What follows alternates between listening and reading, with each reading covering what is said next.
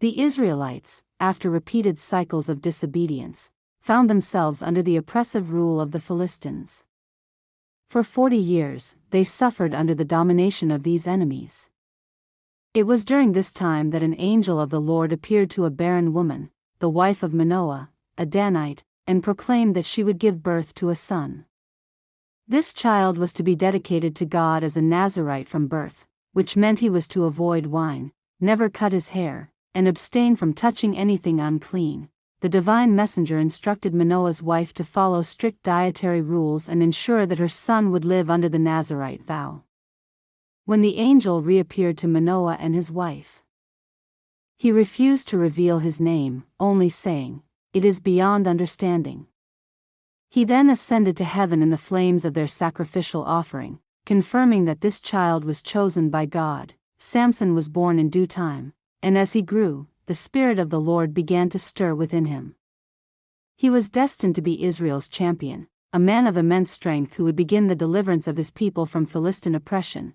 As Samson matured, his physical prowess became apparent. One of his first significant acts was his desire to marry a Philistine woman from Timnah.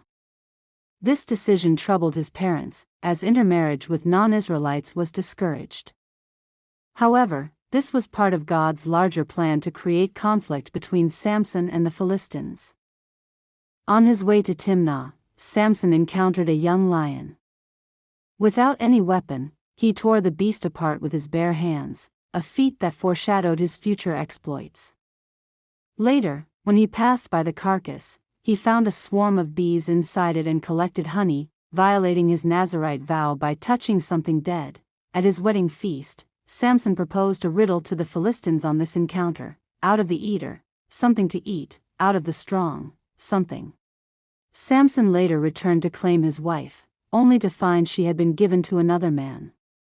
Enraged, he caught 300 foxes, tied their tails together with torches, and set them loose in the Philistine fields, destroying their grain, vineyards, and olive groves. In retaliation, the Philistines killed his wife and her family. This act ignited Samson's wrath, leading him to strike down many Philistines. The men of Judah, fearing Philistine retribution, agreed to bind Samson and hand him over. As the Philistines approached him at Lehi, the Spirit of the Lord filled Samson, and he broke free from his ropes. Grabbing a donkey's jawbone, he single-handedly killed 1,000 Philistines. Demonstrating his unmatched strength, despite his divine calling, Samson had a weakness for women.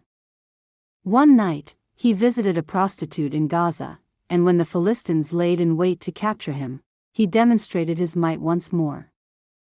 At midnight, he arose, ripped the massive city gates from their hinges, and carried them on his shoulders to a hill facing Hebron, a feat that symbolized his defiance of Philistine power. Samson's greatest downfall came through his love for Delilah, a woman from the valley of Sorek. The Philistine rulers bribed her to discover the secret of his strength. After multiple failed attempts, she pressed him daily until he finally revealed that his uncut hair was the source of his strength. As he slept on her lap, Delilah called for a man to shave his hair. When he awoke, he found his strength gone. The Philistines seized him, gouged out his eyes, and imprisoned him in Gaza, forcing him to grind grain like a common slave. While in prison, Samson's hair began to grow back. During a great Philistine festival in honor of their god Dagon, they brought Samson out to entertain them. Placed between two central pillars, he prayed to God for one final act of strength.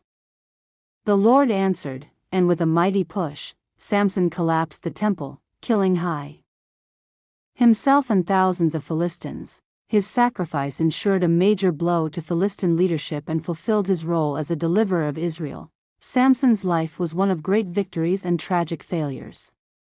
He possessed incredible strength but was weakened by his own desires. Despite his flaws, God used him to fulfill a divine purpose. His story serves as a lesson in faith, obedience, and the power of redemption.